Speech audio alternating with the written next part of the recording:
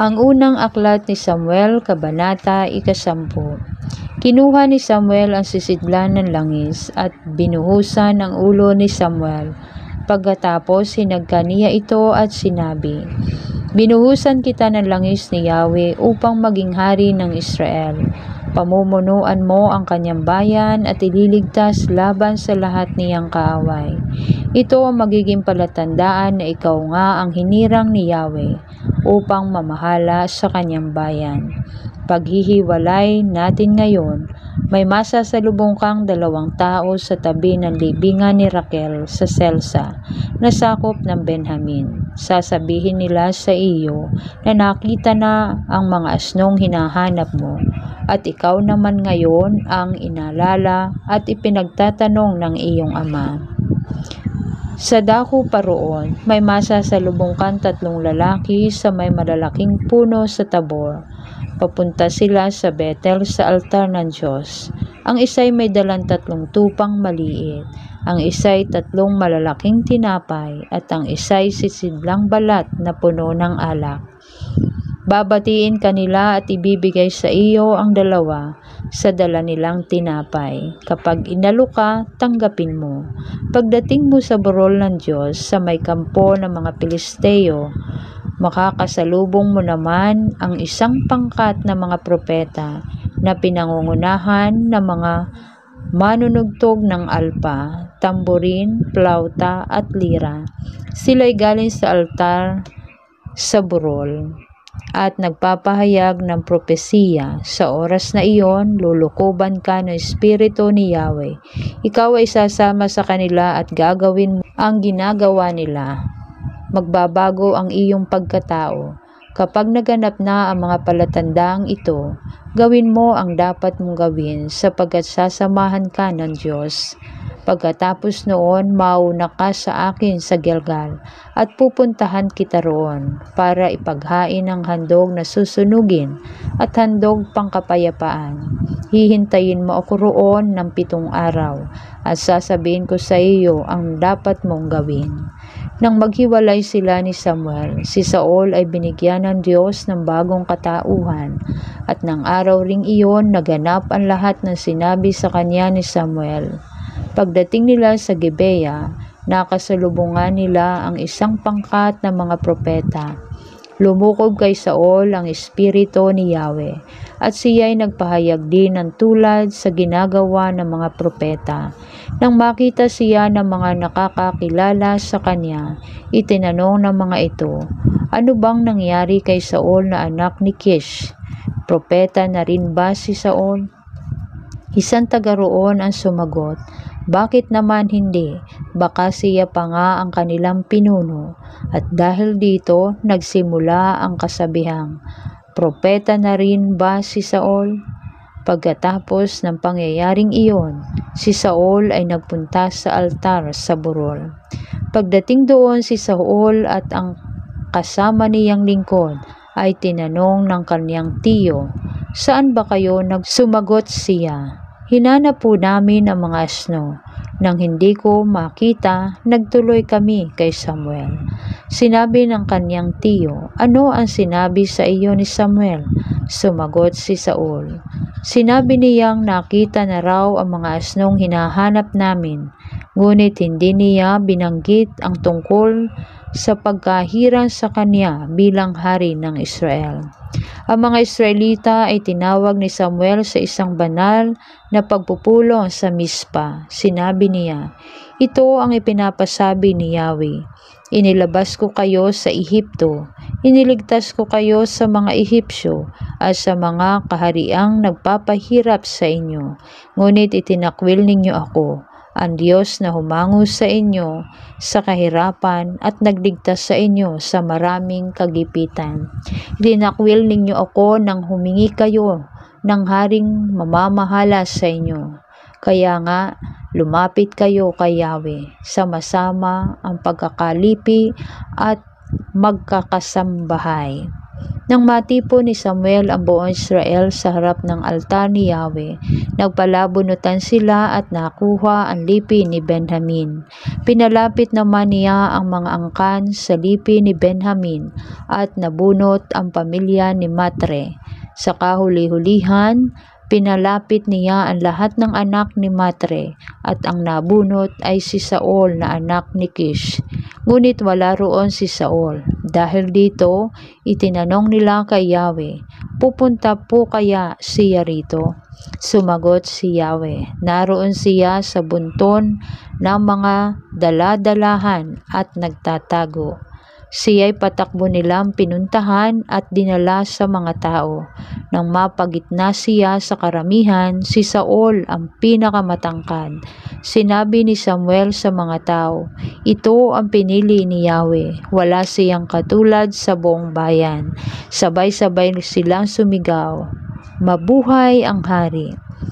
Inisa-isa ni Samuel sa mga taong bayan ang mga karapatan at pananagutan ng isang hari. Pagkatapos, isinulat niya ang mga ito at inilagay sa harap ng altar ni Yahweh. Pagkatapos, pinauwi na niya ang mga Israelita. Pati si Saul ay umuwi na sa Gibea, kasama ang ilang matatapang na Israelita, mga lalaking ang puso'y hinipo ng Diyos. Ngunit may ilang tao roon na pakutyang nagtanong, "Paano tayo maililigtas niyan?" Nilait nila si Saul at hindi sila nagbigay ng handog sa kanya. Ngunit tumahimik lamang si Saul. Kabanata 10. Kinuha ni Samuel ang sisidlan ng langis at binuhusan ang ulo ni Samuel. Pagkatapos hinagka niya ito at sinabi, "Binuhusan kita ng langis ni Yahweh upang maging hari ng Israel. Pamumunuan mo ang kanyang bayan at ililigtas laban sa lahat niyang kaaway. Ito ang magiging palatandaan na ikaw nga ang hinirang ni Yahweh upang mamahala sa kanyang bayan. Paghihiwalay natin ngayon, may masasalubong kang 2 tao sa tabi ng libingan ni Raquel sa Selsa, na sakop ng Benjamin. Sasabihin nila sa iyo na nakita na ang mga asnong hinahanap mo, at ikaw naman ngayon ang inalala at ipinagtatanong ng iyong ama. Sa dako pa roon, may masasalubong kang 3 lalaki sa may malalaking puno sa Tabor. Papunta sila sa Bethel sa altar ng Diyos. Ang isa'y may dalang 3 tupang maliit, ang isa'y 3 malalaking tinapay, at ang isa'y sisidlang balat na puno ng alak. Babatiin kanila at ibibigay sa iyo ang 2 sa dala nilang tinapay. Kapag inalo ka, tanggapin mo. Pagdating mo sa burol ng Diyos sa may kampo ng mga Pilisteo, makakasalubong mo naman ang 1 pangkat na mga propeta na pinangungunahan ng mga manunugtog ng alpa, tamborin, plauta at lira. Sila'y galing sa altar sa burol at nagpapahayag ng propesiya. Sa oras na iyon, lulukoban ka ng Espiritu ni Yahweh. Ikaw ay sasama sa kanila at gagawin mo rin ang ginagawa nila. Magbabago ang iyong pagkatao. Kapag naganap na ang mga palatandaang ito, gawin mo ang dapat mong gawin sapagkat sasamahan ka ng Diyos. Pagkatapos noon, mauna ka sa akin sa Gilgal at pupuntahan kita roon para ipaghain ang handog na susunugin at handog pangkapayapaan. Hihintayin mo ako roon ng 7 araw at sasabihin ko sa iyo ang dapat mong gawin." Nang maghiwalay sila ni Samuel, si Saul ay binigyan ng Diyos ng bagong katauhan, at ng araw ring iyon naganap ang lahat ng sinabi sa kanya ni Samuel. Pagdating nila sa Gibea, nakasalubungan nila ang 1 pangkat ng mga propeta. Lumukob kay Saul ang Espiritu ni Yahweh, at siya'y nagpahayag din ng tulad sa ginagawa ng mga propeta. Nang makita siya ng mga nakakakilala sa kanya, itinanong ng mga ito, "Ano bang nangyari kay Saul na anak ni Kish? Propeta na rin ba si Saul?" Isang taga roon ang sumagot, "Bakit naman hindi? Baka siya pa nga ang kanilang pinuno." At dahil dito, nagsimula ang kasabihang, "Propeta na rin ba si Saul?" Pagkatapos ng pangyayaring iyon, si Saul ay nagpunta sa altar sa burol. Pagdating doon si Saul at ang kasama niyang lingkod ay tinanong ng kanyang tiyo, "Saan ba kayo?" Sumagot siya, "Hinanap po namin ang mga asno. Nang hindi ko makita, nagtuloy kami kay Samuel." Sinabi ng kanyang tiyo, "Ano ang sinabi sa iyo ni Samuel?" Sumagot si Saul, "Sinabi niyang nakita na raw ang mga asnong hinahanap namin, ngunit hindi niya binanggit ang tungkol sa pagkahirang sa kanya bilang hari ng Israel." Ang mga Israelita ay tinawag ni Samuel sa isang banal na pagpupulong sa Mispa. Sinabi niya, "Ito ang ipinapasabi ni Yahweh. Inilabas ko kayo sa Ehipto, iniligtas ko kayo sa mga Ehipsyo at sa mga kahariang nagpapahirap sa inyo. Ngunit itinakwil ninyo ako, ang Diyos na humango sa inyo sa kahirapan at nagligtas sa inyo sa maraming kagipitan. Itinakwil ninyo ako nang humingi kayo ng haring mamamahala sa inyo. Kaya nga, lumapit kayo kay Yahweh, sama-sama ang pagkakalipi at magkakasambahay." Nang matipon ni Samuel ang buong Israel sa harap ng altar ni Yahweh, nagpalabunutan sila at nakuha ang lipi ni Benjamin. Pinalapit naman niya ang mga angkan sa lipi ni Benjamin at nabunot ang pamilya ni Matre. Sa kahuli-hulihan, pinalapit niya ang lahat ng anak ni Matre at ang nabunot ay si Saul na anak ni Kish. Ngunit wala roon si Saul. Dahil dito, itinanong nila kay Yahweh, "Pupunta po kaya siya rito?"